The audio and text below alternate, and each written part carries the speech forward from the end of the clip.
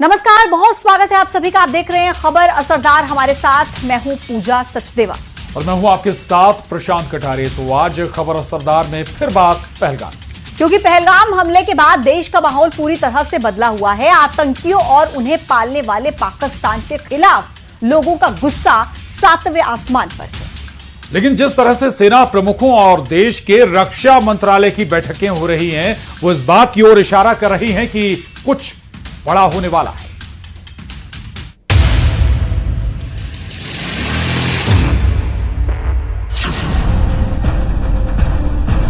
बस कुछ घंटों का इंतजार, पाकिस्तान पर होगा बड़ा प्रहार।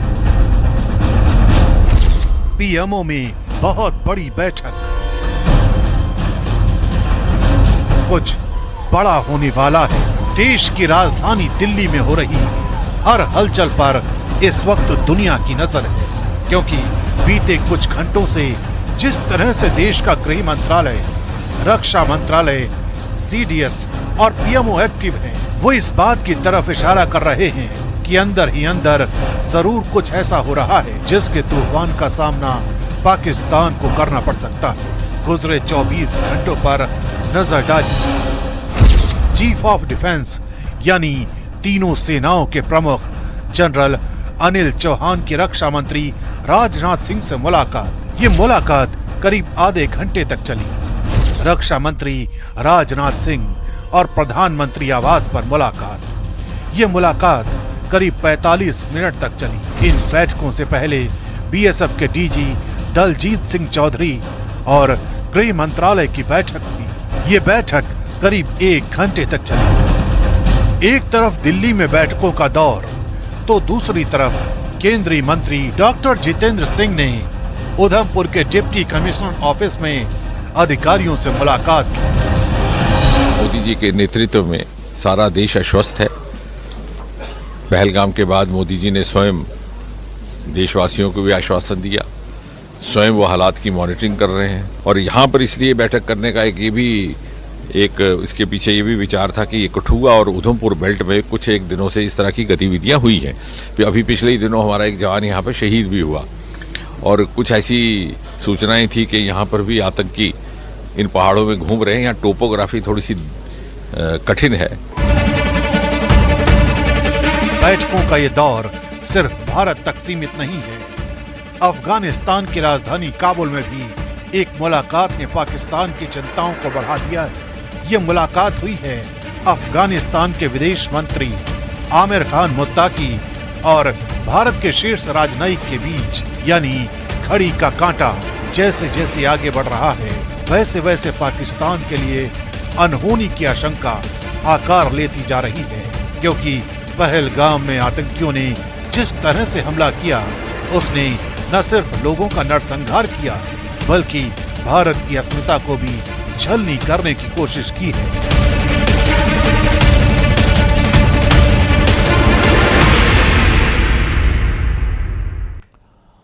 और जम्मू कश्मीर से आतंकियों को पूरी तरह से खत्म करने के लिए लगातार एक्शन लिया जा रहा है। टोटल वाइप आउट ऑपरेशन चलाया जा रहा है। पहलगाम में हमले के बाद से ही आतंकियों और आतंकियों के साथियों पर एक्शन हो रहे हैं। और इस बीच न्यूज़ 18 की टीम ने कश्मीर जाकर देखा कि ग्राउंड जीरो पर हाल क्या है।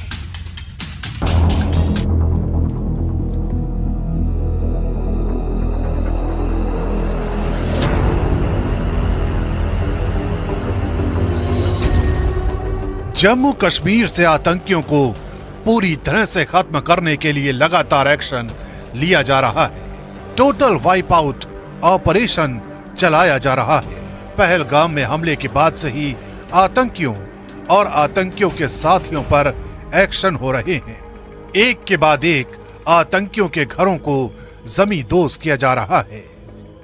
14 मोस्ट वांटेड और जम्मू कश्मीर में एक्टिव आतंकियों की तलाश की जा रही है। लगातार सुरक्षा बलों की छापेमारी चल रही है।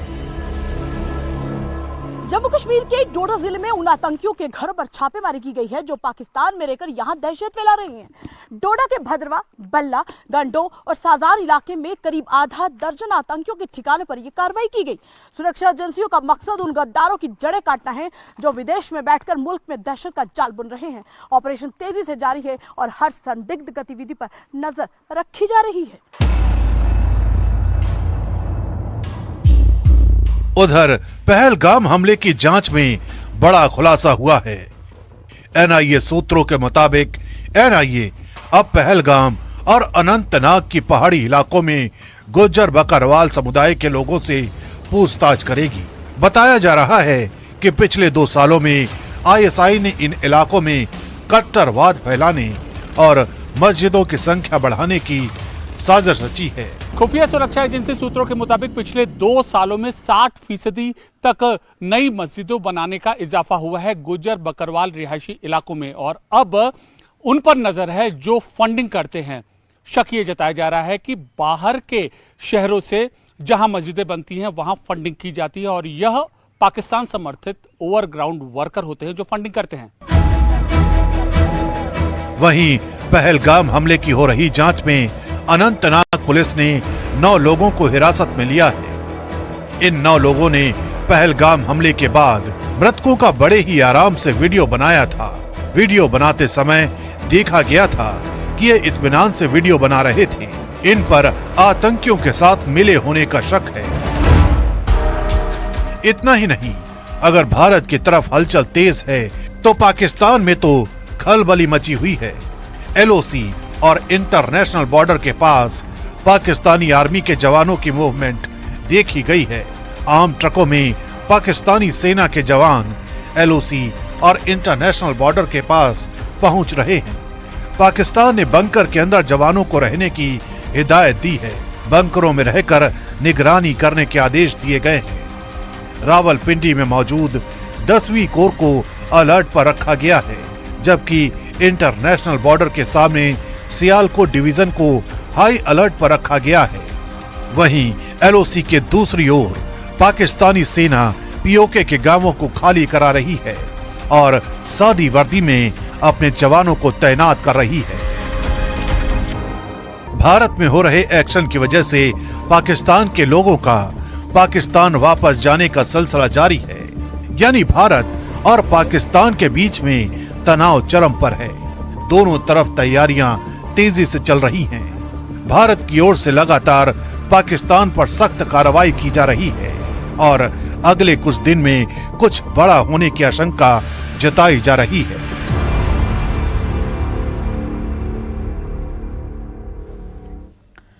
तो पहलगाम आतंकी हमले के बाद कांग्रेस के सियासी गलियारों में नया बवाल छिड़ गया है। कांग्रेस सांसद शशि थरूर इस घटना को लेकर क्या कह रहे हैं वो आपको बताते हैं। बिल्कुल, दरअसल उन्होंने कहा कि खुफिया तंत्र की नाकामी से इनकार नहीं किया जा सकता, लेकिन हर बार कामयाबी मुमकिन भी नहीं।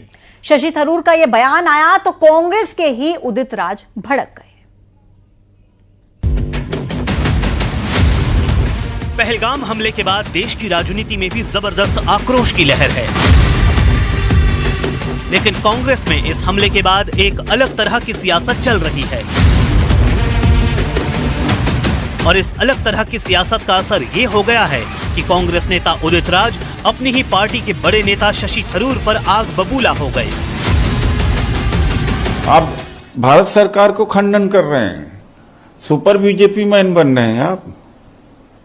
उन्होंने दावा किया, हम थोड़ी कह रहे थे कि कोई परिंदा पर नहीं मार सकता। और यह भी कहा 2013-14 के चुनाव में कि मोदी जी प्राइम मिनिस्टर बन जाएंगे तो लाहौर तक घुस करके मारेंगे। एक मुद्दे पर टकराव की कहानी कांग्रेस में यहीं तक नहीं है।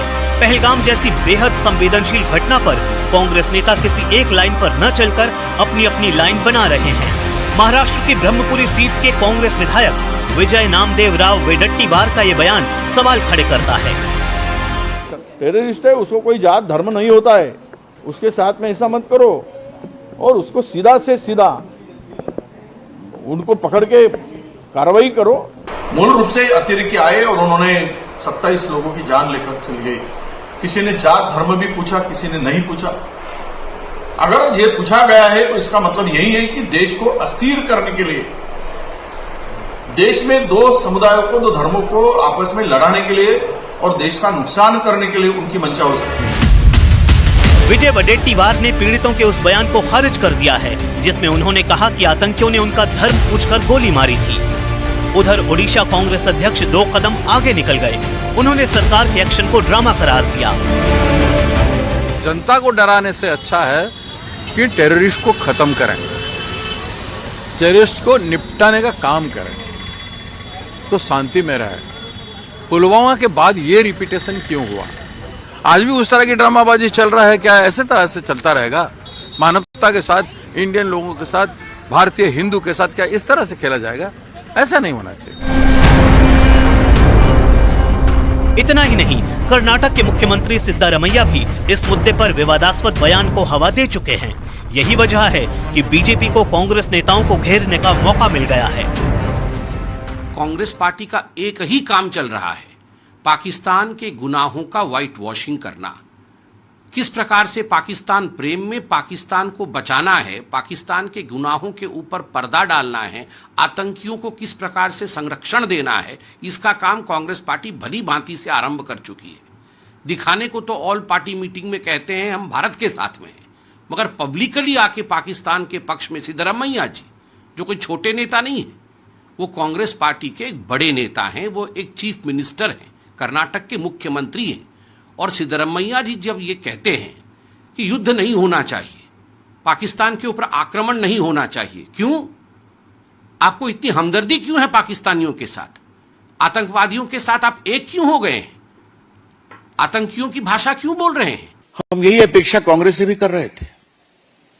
उनका स्टेटमेंट हमने सुना, लेकिन कांग्रेस के कुछ बड़े बड़े नेता कुछ क्या क्या बोल रहे हैं, क्यों बोल रहे हैं, और ये इसका पर्पस क्या है? आज कोई हम उत्तेजना की बात नहीं कहना चाहते हैं। आज हम बहुत पीड़ित हैं, बहुत दुखित हैं। पहलगाम हमले जैसी बेहद संवेदनशील घटनाओं पर भी कांग्रेस के भीतर मतभेद साफ दिखाई दे रहे हैं। बयानबाजी की इस राजनीति ने विपक्ष को खुद अपने ही बयानों से कटघरे में ला खड़ा किया है और बीजेपी को कांग्रेस पर हमला करने का बड़ा मौका मिल गया है।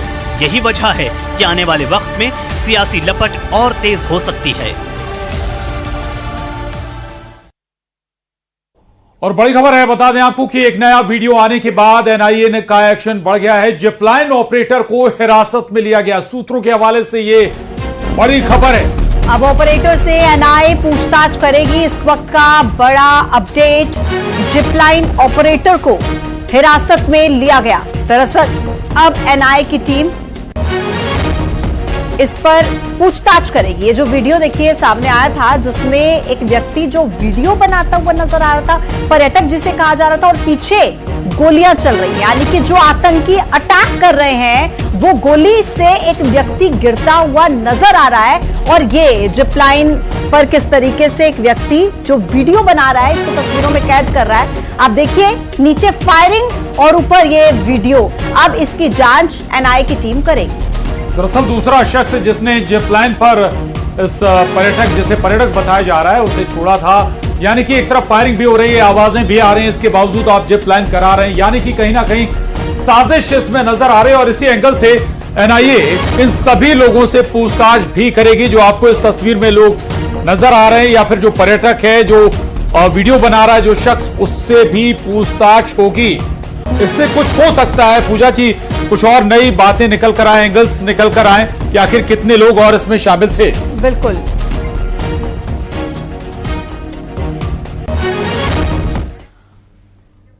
सहारनपुर में बीकेयू अध्यक्ष नरेश टिकैत का पाकिस्तान को लेकर एक विवादित बयान सामने आया। उन्होंने कहा कि पाकिस्तान के लोग गलत नहीं हैं, आतंकी हमले के लिए पूरा पाकिस्तान जिम्मेदार नहीं है। जिस पर अब बीजेपी ने पलटवार किया। क्या कहा, देखिए इस रिपोर्ट में।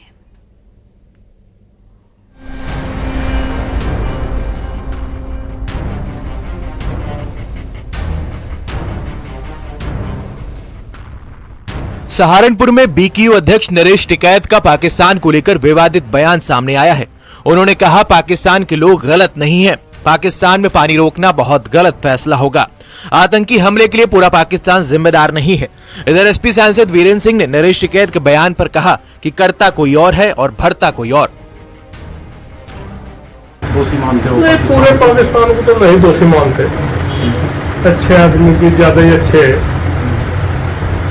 सब निंदा कर रहे, पाकिस्तान वाले भी निंदा कर रहे, इस तरह की बात नहीं होनी चाहिए। एक समझौता हो रहा पहला, तो उसमें तो गलत निर्णय है उसका।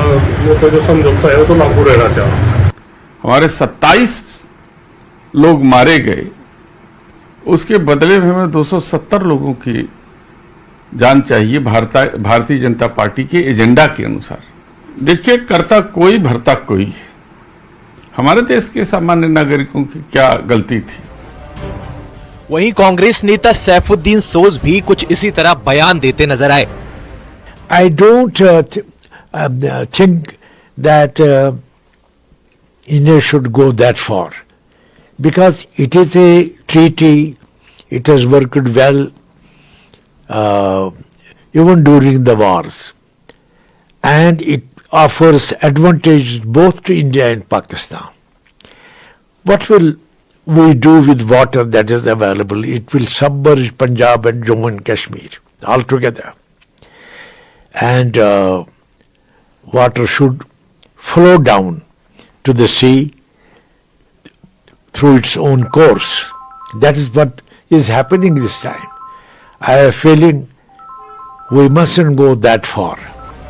नरेश टिकैत के बयान पर बीजेपी ने हमला बोला है। बीजेपी किसान मोर्चा के अध्यक्ष राजकुमार चाहर ने नरेश टिकैत से माफी मांगने की मांग की है, तो मंत्री जेपीएस राठौड़ ने नरेश टिकैत पर हमला बोला है। मंत्री राठौड़ ने कहा है कि ऐसे लोगों को पाकिस्तान चले जाना चाहिए। नरेश टिकैत जी, आपको शर्म आनी चाहिए। नरेश टिकैत जी, आप पाकिस्तान की भाषा मत बोलिए। मैं आपके द्वारा कहे हुए वक्तव्य की कड़े शब्दों में निंदा करता हूं। आपको देश से माफी मांगना चाहिए। आपने भारत के खिलाफ बोलने का काम किया है। आप पाकिस्तान के लिए बात कर रहे हैं, शर्म करिए। पैदा हो गए हैं जिनको कायदे में पैदा तो पाकिस्तान होना चाहिए था, लेकिन गलती से वो यहाँ पैदा हो गए हैं। तो अगर उनको इतना ही ज्यादा पाकिस्तान से मोह प्रेम है तो वहीं चले जाएं, वहीं बस जाएं जाके। इस तरीके से बकवास करना, मुझे लगता है कि आप पूरे देश के 140 करोड़ लोगों की जनभावनाओं को आहत करने का काम कर रहे हैं। वहीं नरेश टिकैत के बयान पर मचे सियासी संग्राम पर उनके भाई राकेश टिकैत ने उनका समर्थन करते हुए कहा, चोर तो अपने बीच में घूम रहा है, वह पाकिस्तान में थोड़ी है। पता करो कौन कौन शामिल है, किसको हिंदू मुसलमान से लाभ हो रहा है। ये जो एक घटना घटी है, इससे लाभ किसको हो रहा है? कहां ढूंढते फिरोगे भाई? चोर तो आपके बीच में यही घूम रहा है। वो बॉर्डर पार पाकिस्तान में थोड़ा है कि जो भी ठाव पूरे देश की वो चले जाओ पाकिस्तान में। चोर तो आपके बीच में है। पाकिस्तान को लेकर दिए नरेश टिकैत के बयान पर सियासी संग्राम जारी है। बीजेपी और विपक्ष में वार पलटवार जारी है। न्यूज़ 18 के लिए ब्यूरो रिपोर्ट।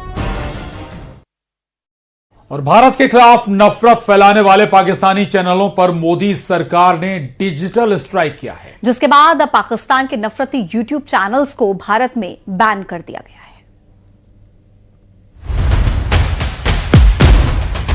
अच्छी है।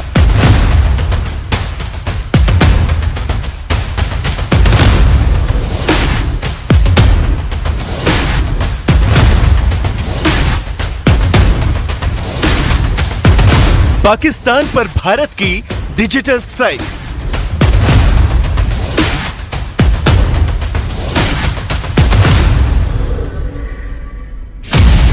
पाकिस्तान के नफरती चैनल भारत में बैन। पहलगाम हमले के बाद भारत सरकार पाकिस्तान के खिलाफ लगातार कड़े एक्शन ले रही है। इस बार भारत ने पाकिस्तान पर डिजिटल स्ट्राइक कर दिया है। मोदी सरकार ने पाकिस्तान के कई बड़े यूट्यूब चैनलों को बैन कर दिया है। सरकार ने भारतीय सेना और सुरक्षा एजेंसियों के खिलाफ भड़काऊ, झूठे, भ्रामक बयान और गलत सूचना प्रसारित करने वाले पाकिस्तानी चैनलों पर एक्शन लिया।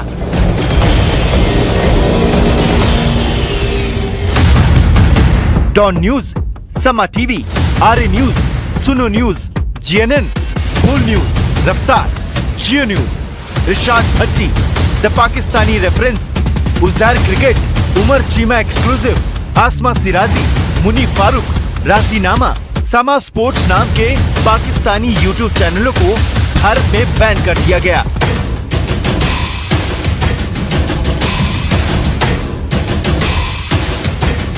इन चैनलों ने भारतीय सेना और सुरक्षा एजेंसियों के खिलाफ कथित तौर पर भड़काऊ और सांप्रदायिक खबरें फैलाई। इतना ही नहीं, इन चैनलों ने पहलगाम हमले पर झूठी और भ्रामक जानकारी भी फैलाई। इसके अलावा पहलगाम में हमला करने वाले आतंकवादियों को उग्रवादी कहने पर बीबीसी को चेतावनी भी जारी की है। और भारत फ्रांस के बीच आज रफाल मरीन यानी कि रफाल एम की 63,000 करोड़ रुपए की डील होने जा रही है। भारत फ्रांस से परमाणु बम दागने वाले 26 राफाल एम फाइटर जेट खरीदने जा रहा है और ये विमान भारत के नेवी बेड़े में शामिल होने जा रहे हैं। इस डील के तहत भारत फ्रांस से 22 सिंगल सीटर विमान और 4 डबल सीटर विमान खरीदेगा।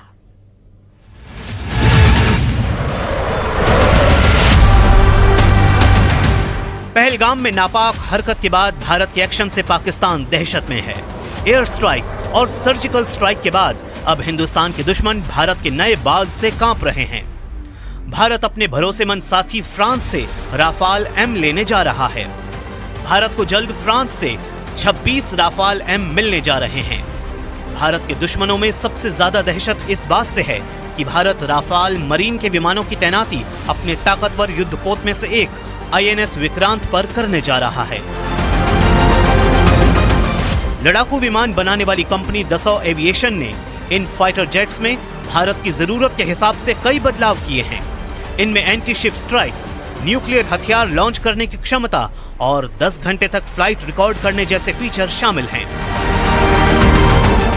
राफाल एम की डील में सबसे बड़ी बात यह है कि फ्रांस से जो डील है उसमें भारत को वेपन सिस्टम, स्पेयर पार्ट्स और एयरक्राफ्ट के जरूरी टूल्स भी मिलने जा रहे हैं। 50.1 फीट लंबे और 15,000 किलो वजनी दुश्मन के इस काल यानी राफाल एम में शक्तिशाली एंटी शिप मिसाइलें लगाई जा सकती हैं, जो हवा से हवा और हवा से जमीन पर मार करने में सक्षम हैं। ये फाइटर जेट पनडुब्बियां खोजकर ध्वस्त करने वाले विशेष राडार से लैस है। खास बात यह है कि राफाल एम में बीच हवा में ही रिफ्यूलिंग की जा सकती है। फ्यूल कैपेसिटी की बात करें तो इसमें 11,202 किलोग्राम फ्यूल भरा जा सकता है, जिससे ये ज्यादा देर तक हवा में रह सकता है। ये सिंगल और डबल सीटर विमान 52,000 फीट की ऊंचाई तक जा सकता है। इसकी 2,205 किलोमीटर प्रति घंटा की रफ्तार ने दुश्मन की रातों की नींद उड़ा दी है। यानी राफाल मरीन राफाल से भी ज्यादा खतरनाक साबित होने जा रहा है। राफाल एम को खतरनाक बनाने की सबसे बड़ी वजह है इसकी हथियार की क्षमता। राफाल एम कई सारे हथियारों के साथ एंटी शिप मिसाइल से लैस है, जबकि राफाल स्टैंडर्ड रेंज वाले हथियारों से वार करने में सक्षम है।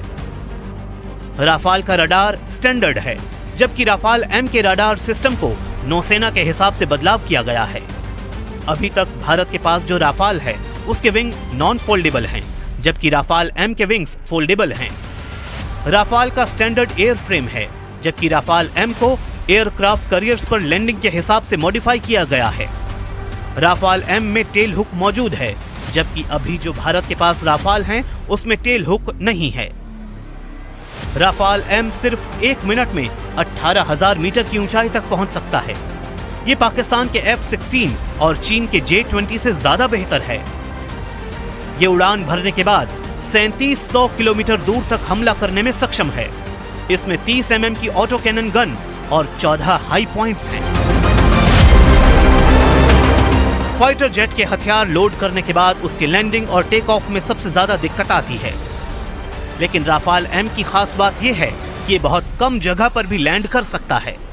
नौसेना के पास 2 विमान वाहक पोत INS विक्रमादित्य और विक्रांत हैं। इन पर अभी पुराने MiG-29 के फाइटर जेट तैनात हैं। ऐसे में मॉडर्न राफाल एम की तैनाती हो जाएगी तो समंदर में भारत की ताकत और बढ़ जाएगी। राफाल एम फाइटर जेट से जल, थल और वायु में सेना की पकड़ और मजबूत होगी। यही वजह है कि राफाल M की धमक ने दुश्मनों को खौफजदा कर रखा है।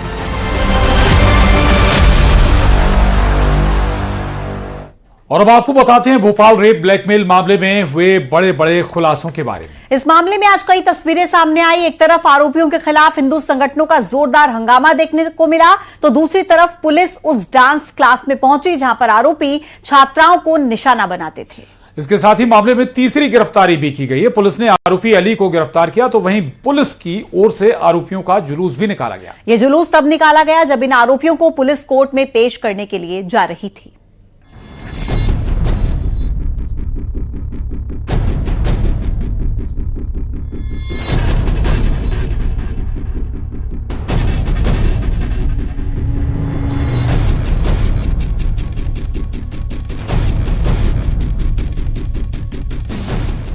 मध्य प्रदेश की राजधानी भोपाल में हिंदू युवतियों को गिरोह बनाकर प्रेम जाल में फंसाने और फिर दुष्कर्म का मामला बेहद ही चौंकाने वाला है और अब हर दिन इस मामले में नए नए खुलासे हो रहे हैं।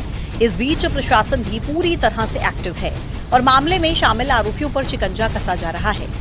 रेप ब्लैकमेलिंग मामले में अब भोपाल पुलिस ने एक और गिरफ्तारी की है। पुलिस ने आरोपी अली को निजामुद्दीन कॉलोनी से गिरफ्तार किया है, जो कि अपनी गर्लफ्रेंड के घर पर मौजूद था। इस गिरफ्तारी के साथ ही अभी तक मामले में 4 गिरफ्तारी हो चुकी हैं, जिसमें फरहान, साहिल, साद और अली शामिल है। इसके साथ ही पुलिस ने पकड़े हुए आरोपियों का जुलूस भी निकाला। दरअसल सभी आरोपियों की कोर्ट में पेशी होनी थी, उससे पहले पुलिस ने इनका शहर में जुलूस निकाला। वहीं जब आरोपी साजिद और अबरार का पुलिस मेडिकल कराने पहुंची तो हिंदू संगठनों ने जमकर हंगामा किया। आरोपियों के मुंह पर कालिख पोतने और मारपीट की कोशिश की। हंगामा होते देख पुलिस ने प्लान बदल दिया और आरोपियों को वापस गाड़ी में बैठाकर जेपी हॉस्पिटल से दूर भेजा।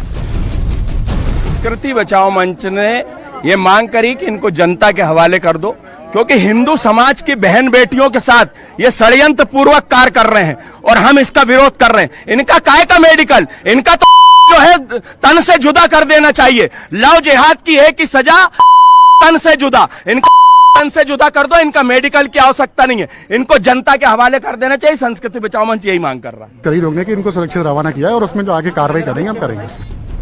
फिलहाल इस मामले की पुलिस हर एंगल से जांच कर रही है और आगे इस मामले में और बड़े खुलासे हो सकते हैं। न्यूज़ 18 के लिए भोपाल से रमाकांत दुबे की रिपोर्ट। और चलिए खबर असरदार में हमारे साथ आज के लिए इतना ही। खबरें जारी।